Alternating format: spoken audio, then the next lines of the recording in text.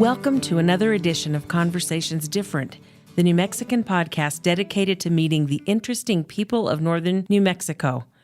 I'm Inez Russell Gomez, and with me today is storyteller Joe Hayes. As someone who raised a son in Santa Fe, I am one of thousands privileged to hear Joe spin a story with a kid at our sides. And now it's my privilege to talk to him about how he turned storytelling into an art form. Welcome, Joe. We are thrilled to have you. Thank you for inviting me. Oh, this is exciting. So how did a boy from Pennsylvania, raised in Arizona, end up a storyteller in Santa Fe? Oh, my gosh, a very roundabout way. But really, I ended up as a storyteller because of my two children. It's right, because you want to tell them a bedtime story, right? Yes, and I was divorced, and their mom took them to California. So I would learn stories to have stories to tell them when they spent the Christmas vacation with me or summer with me. And then I started recording stories on cassettes. And then when they weren't with me, I realized it was a lot of fun to tell the stories. So I started looking for more children to tell the stories to. And that's how it all got started. It was just sort of a natural evolution. So it's a connection with your own kids that led to a connection with thousands. A connection with my own kids, and also my inspiration was my dad, who used to tell stories to us when I was a kid. And that really influenced how you tell stories, if what I've read is correct, because you lived in the border, and there was a lot of Spanish and English. That's right. I lived in a little town in Arizona. Right. Right. So that's where I started picking up Spanish. That's where I started appreciating the culture, the traditions. So it's just, when I started telling stories, it just immediately seemed to only make sense to learn the old stories from around here, especially the ones that people would tell in Spanish. That's right. And I know they lose in translation, so it's kind of nice to be able to tell them in the original language as well.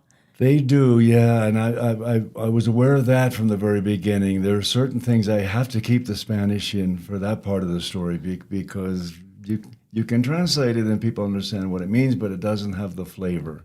Yeah, no, that is definitely true. So what I love is that you were a teacher and then you're a geologist. That's right. And those are very far apart careers. Yeah, very far apart. That's absolutely true. Because you weren't a science teacher, you were an English teacher. Yeah. Until I got into storytelling and finally found my path in life, I was really bouncing around a lot. I started off as a biology major, then my senior year at the University of Arizona, I switched to English and got an English major. And then I got a job with an exploration company, mineral exploration, and I got into geology. So I went back to school and studied geology. So I ended up with quite a varied background. Well, that just means you know a lot. Well, I don't know about that, especially in the sciences. If you studied the sciences in the 1960s, most of what you learned is irrelevant now. Boy, I remember starting college and plate tectonics was like something they thought might be, and I took the second half of geology senior year. This bizarre, weird idea that a few people have. That's right. And then 4 years later, they're like, we've confirmed it. And I was like, that was fast. Yeah. Yeah. So you have been all over the world telling stories. Well, that's a bit of an exaggeration. I've been to a few countries outside of the United States, maybe 6 or 7, something like that. Well, on your website, it says 9 Latin American countries and Spain. Well, I'm a storyteller. I exaggerate things a little bit. But 36 states in the United States? I have been to all of those states in the United States. It must be interesting, let's say, I don't know if you've been to Maine, but I pick Maine because it's so far away, to tell a story with Spanish words in the Southwest at in a location like that. Well, sometimes I used to run into that more than you would run into it now because there are Spanish-speaking citizens in every state. I told stories in Alaska, and the majority of the kids at that school were Mexican kids whose parents were working in fisheries. Oh, that's interesting. So it's like a common language in lots and lots of places. It has become. You go to Connecticut and the street signs are in English and Spanish. Well, that's more than we do here, unless it's a Spanish street. True. That's really true. That's funny. When I was little in Las Vegas, you spoke Spanish at home, although not in my house because my grandma and my mom didn't want me to know what they were talking about. and then at school you spoke English. But the teachers there, at least at my school, weren't the kind that hit you for speaking Spanish. They corrected you and made sure you spoke it properly. They were very, it was very respected. One of the things I read in an interview that you had said is that when you spoke Spanish as a non-Hispanic, it showed little kids how much their language was valued by others. And that seemed like such a nice approach. Well, and I would get feedback from the kids, first a sense of surprise and then an appreciation. And from the teachers as well. It's so great to have someone visit and present at the school who can speak their language. Yeah, I think that's so important. When we moved to Texas, I was in school with kids named Garcia and Vasquez. And the teachers said Garcia and Vasquez. Sure. And I kept correcting them, and everyone looked at me like, no, go away, you're not supposed to. Yeah. But it was, these are easy names, and they couldn't be bothered to say them correctly. Yeah. It's important. So tell the story of the laundromat, where you're washing your clothes at the Palace Laundromat. Oh my goodness! That's really true. I'm amazed that you know about that. I guess I've written it down someplace.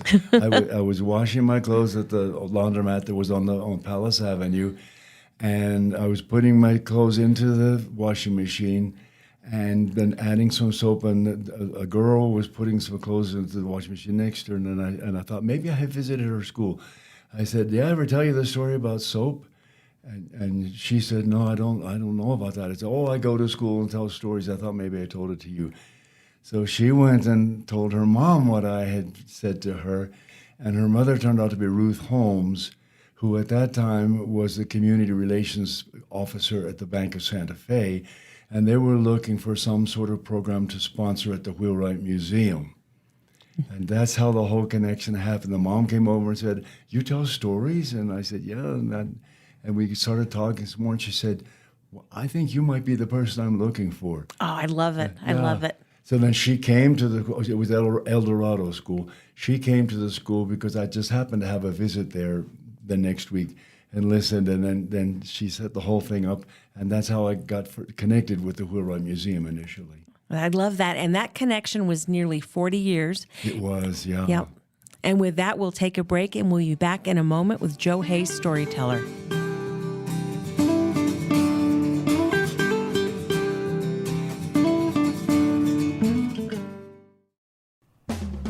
This holiday season, let's make a difference together. Make a donation to the Santa Fe New Mexicans Empty Stocking Fund, supporting those in need in northern New Mexico. Your generosity helps with life essentials like rent, utilities, food, and car repairs. Visit sfnm.co/esfund to contribute. Every donation helps, bringing warmth and relief to families facing challenges. Let's spread kindness and make this season brighter for everyone. Visit sfnm.co/esfund and make a difference today.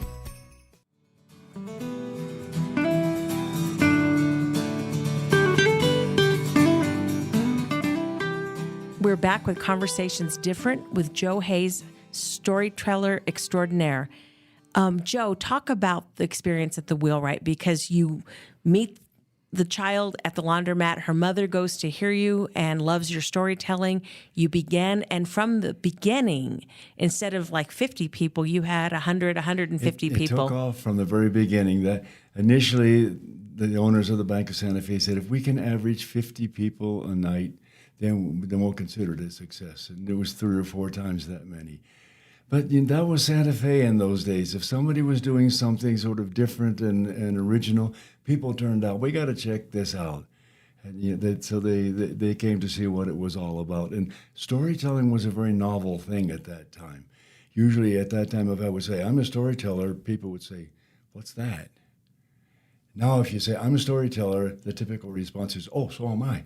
Right. That's a beautiful response because it spread. Yeah, it did.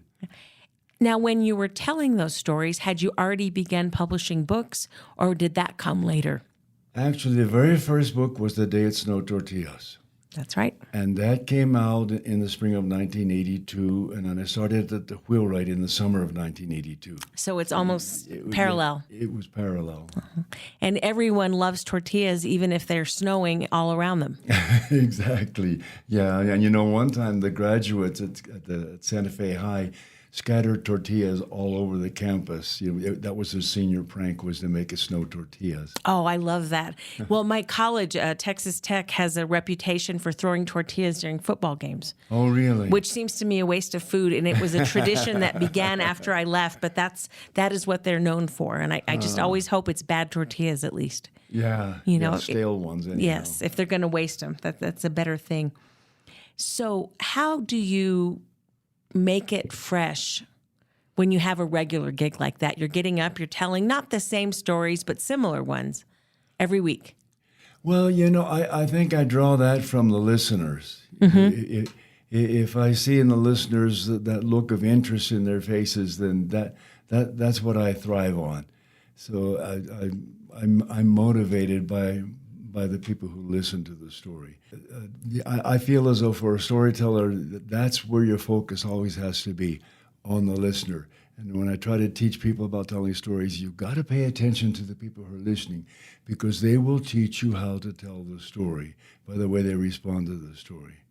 So when I see the look of enthusiasm and recognition in the people's faces, oh, I know which story he's going to tell, then the energy comes, and I'm excited to tell the story.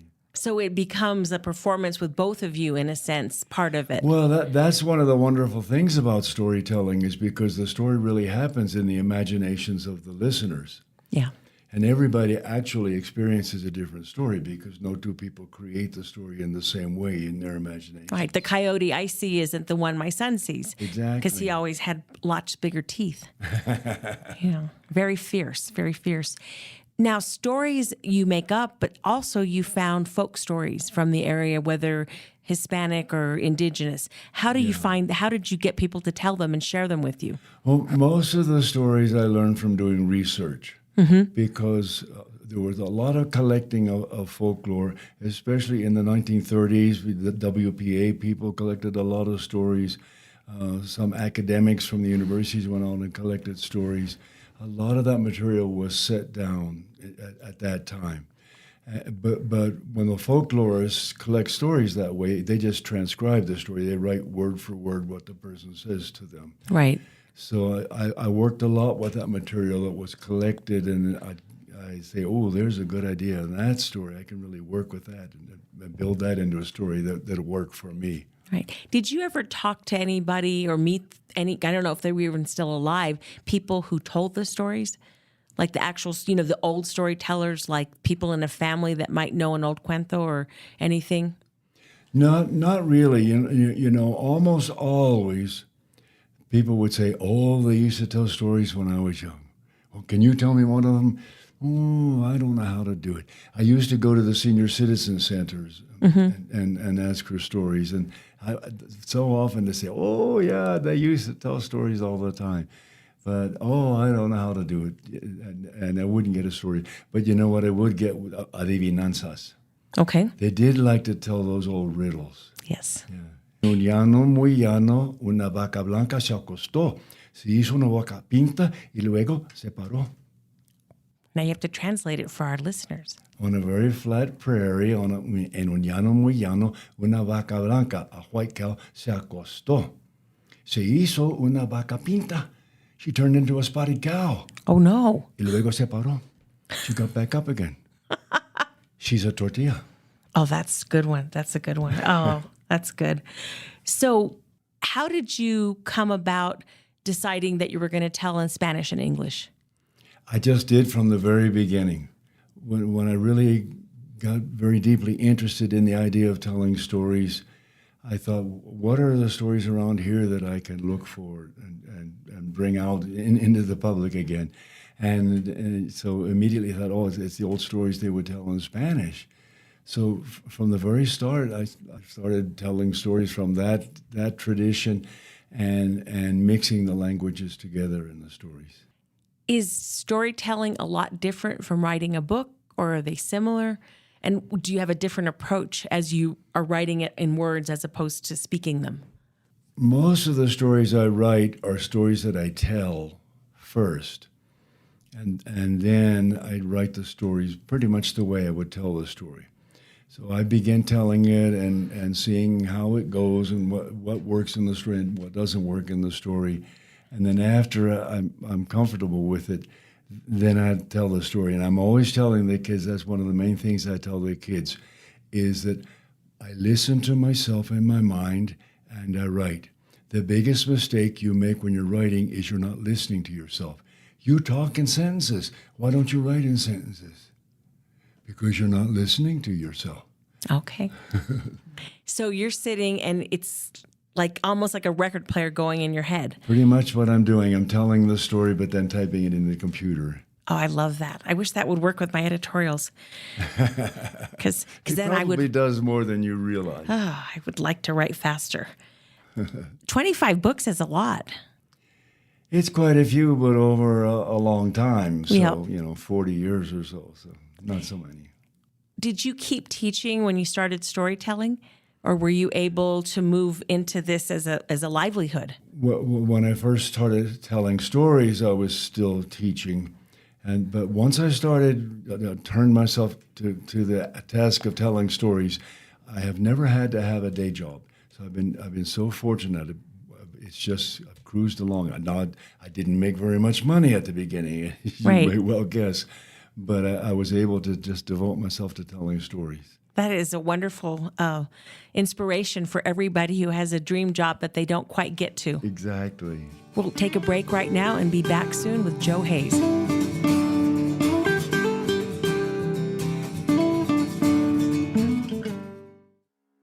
Thanks, Inez. This is Patrick Dorsey, publisher of the Santa Fe New Mexican. We hope you're enjoying this episode of Conversations Different with Inez Russell Gomez.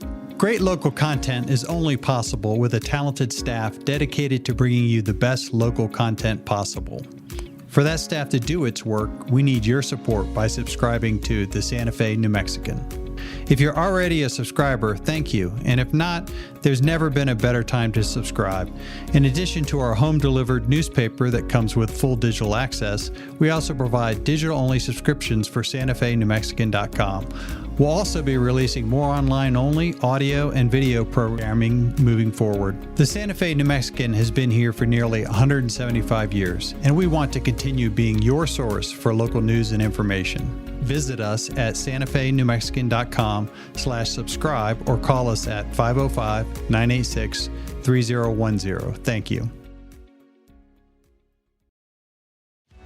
It's a new day in New Mexico, and the doors to boundless opportunity are open as tens of thousands of New Mexicans reach higher to pursue a dream, broaden their horizons, and retrain for a better job. With the New Mexico Lottery and Opportunity Scholarships, you could build yourself a better future anywhere in the state. You put in the hard work, we'll help with the costs. For eligibility details, visit reachhighernm.com.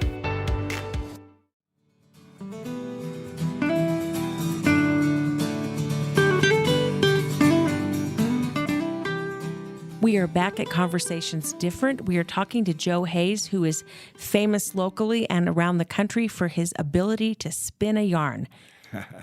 And I'm wondering, how many stories do you think you know? Oh my gosh, people are always asking me that question. And these days I have to confess, I know a lot fewer now than I used to know. They say, have you learned any new stories? I'll say, no, but I've lost a lot of them. Oh, no. Yeah. How did I start that story? How did I used to begin the story? Usually if I can find the beginning, then I'll pick up the thread of the story. Okay, that makes sense. So if you know how you're starting, the rest will come. Mm-hmm. That's typically. Oh man, it must keep you sharp though. They say that as we grow older, we're supposed to use our memory. I'm hoping it'll keep me a bit sharp anyway. I must confess I worry about that sometimes. In our own lives, most of us spend too much time either watching television or streaming or, we're on Twitter. I know that's my advice. But But storytelling within a family is a way to help your kids be creative. It's a way to share your family history. What do you tell parents if they ask you, how can I be a storyteller? Well, usually I say you just have to find one story and learn it and get started telling. You'll go on forever and ever thinking, I'd like to do that. I think I would like to tell stories. But you got to start with one story. And once you get that first story, then you'll come across another one and it'll grow. And of course, in family storytelling, personal stories, family stories, funny things that happened in your own childhood, those are the things that children love to hear about. So there's really not that pressure to learn the story. It's more thinking back through your experience and taking the time to tell the story. That's right, because otherwise, our children don't know that we were people before we had them. They might not remember their grandparents without those stories. Yeah, and children love that. Children love that. And that's one thing my dad did was tell us stories going way back. My dad was born in 1896. So he was telling stories that went way back before there were cars driving up and down the street and all that sort of thing. Yeah, it gave you a glimpse into a completely different world. It certainly did. Yeah. He was about the same age as my grandma. Uh-huh. So she tells the story of Las Vegas when it was actually still bustling a little bit. Wouldn't that be lovely? Yeah, because it was the biggest town west of the Mississippi for a while. My mother said the Depression came and never left. Yeah. Yeah. That happened a lot of places, and it's happening to small towns around New Mexico right now. Yes. And when we were little, you could take the Greyhound bus. You could get out of a small town if you needed to. Mm-hmm. And now we have all these choices, and unless you have a car, you're stuck. Yeah. It seems so interesting to me, the differences. Yeah, and I suppose every generation has these feelings. Oh, no, all these wonderful things are lost. Mm-hmm. And we see wonderful new things, but what about those great old things? Yeah. No, that's true. I'm pretty happy with the modern, or I guess contemporary world, because I do think that if you had to have a pandemic, being able to do it with internet and all the books you wanted at your fingertips was probably better than the alternative. But well, I'm sure that's true. Although I do notice that the children have really lacked social interaction. The teachers talk about that all the time. That's true. So you're still doing school visits, aren't you? I am, yes. And where do people go if they want to book you for a visit? You have a website. I'll tell you the truth. It always amazes me how they find me. I mean, I do have a website, so they can Google me, and I guess that's mainly what happens. And then they get my email address and contact me that way. How often do you go out now? Oh, this has been a relatively busy fall. I did 2 weeks way down in Roma, Texas, way down by McAllen, Texas. Oh, wow, that's far. Yeah. And I actually had 7 days over in Hobbs. Okay. So, yeah, it's been a relatively busy fall for me, which surprised me that after the pandemic, who's going to remember Joe Hayes? And then all of a sudden I get an email saying, are you still visiting schools? Oh, nice. Nice. So it's not just like going in to tell stories. It's like a workshop working with teachers and kids. It pretty much is just telling stories, and talking about stories and storytelling and the tradition and all that, and writing. But I don't think I can dignify it with the name workshop, but I try to put out a lot of ideas and motivations to the kids. Right, because if kids get interested in words and storytelling, they'll want to read. Exactly. Yeah. Mm-hmm. And if you create readers, you will have been doing a service to the world. If I create one reader, I think we'll have had a successful life. Oh, I love that. And on that note, this has been Conversations Different. And stay tuned. We are going to have bonus content from Joe Hayes.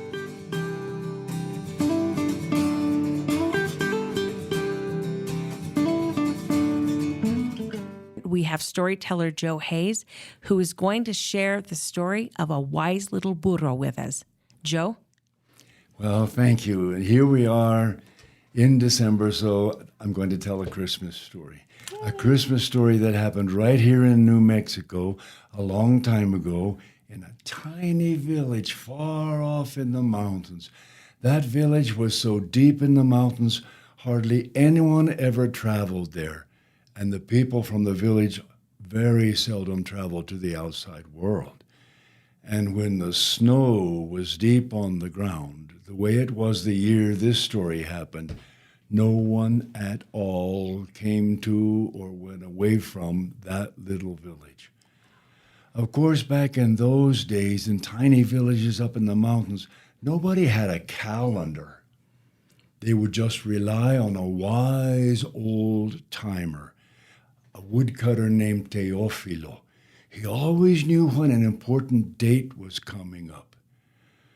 But that year, with all the snow and the cold, the old woodcutter was kept so busy hauling wood for the fireplaces and all the little houses, he didn't notice how quickly the days and the weeks were slipping by. He didn't know how close it was getting to Christmas. Christmas Eve arrived that year, and no one was doing anything to prepare for Christmas. But there was someone in that little village who never forgot about Christmas. It was the old woodcutter's little gray burro.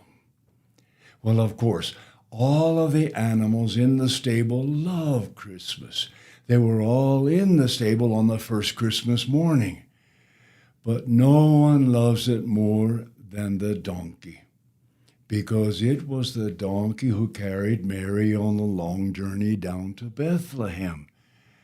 And even though the poor little burro is overworked and underappreciated all year long, at Christmas time, everyone feels thankful.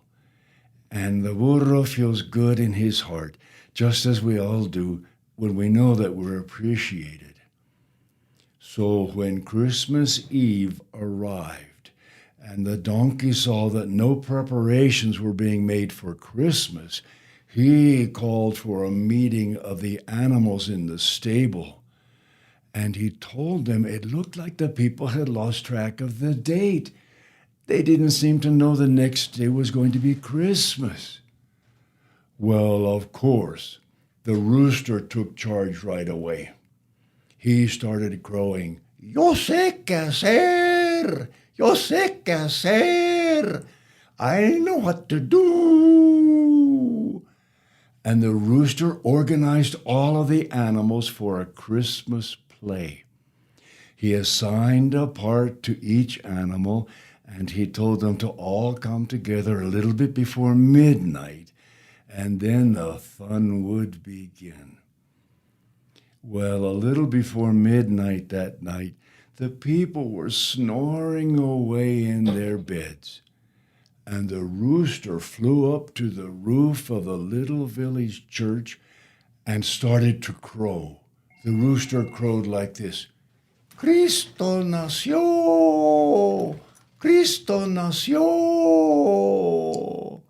And then the donkey started braying, "Donde? Donde?" And the goat bleated, "En Belén, en Belén." And then the hen went clucking through the streets saying, "Pa qué? Pa qué? Pa qué? Pa qué?" And then the duck quacked, "Pass, pass, pass," and the old cow lowed, "Amor." The people all sat up in their beds. The husbands and wives looked at each other in amazement. The children came running to their parents to find out what was going on. Everybody was awake, and the animals began again. First, the rooster crowed, "Cristo nació!"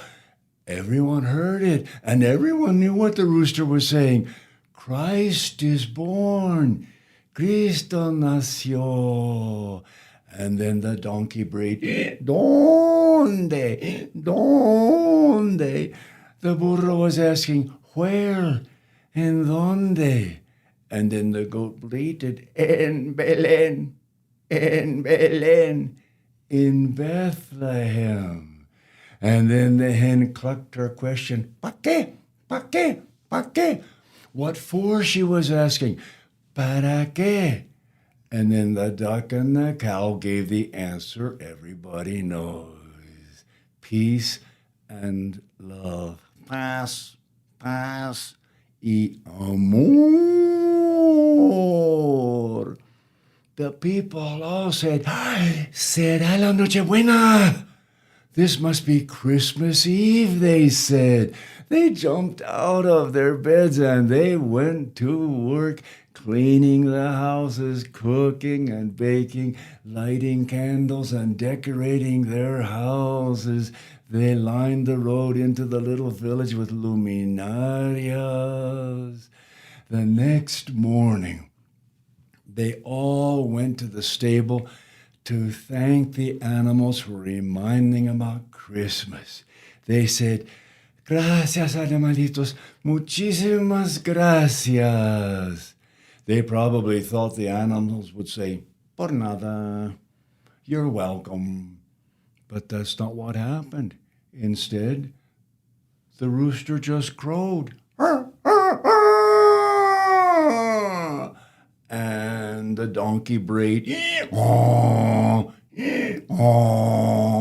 The hen clucked. The duck just quack, quack, quack.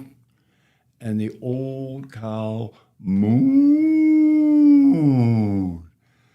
Nobody understood exactly what had happened, but never again did they forget to prepare for Christmas. The old woodcutter has been gone for many, many years, but of course now the people do have calendars. And on Christmas Eve, they are not sleeping away in their beds. They're at the little village church for the midnight mass. And do you know what you call the midnight mass on Christmas Eve? La Misa del Gallo, the Mass of the Rooster. But some people say, well, that's not fair. Why should the rooster get all that credit? It was really the donkey who remembered Christmas. But don't worry, the donkey was honored in a very special way. On that Christmas morning, on the donkey's gray back, there were 2 lines of darker hair, one that ran up and down along his spine and the other that ran across his shoulders. And together, those 2 lines of dark hair make a cross on the donkey's back. And everyone says, the wise little burro has a cross on his back because he is the one who never forgets when it's Christmas. Thank you. That was wonderful. Happy holidays and Merry Christmas to everyone. Yes, Merry Christmas, everybody.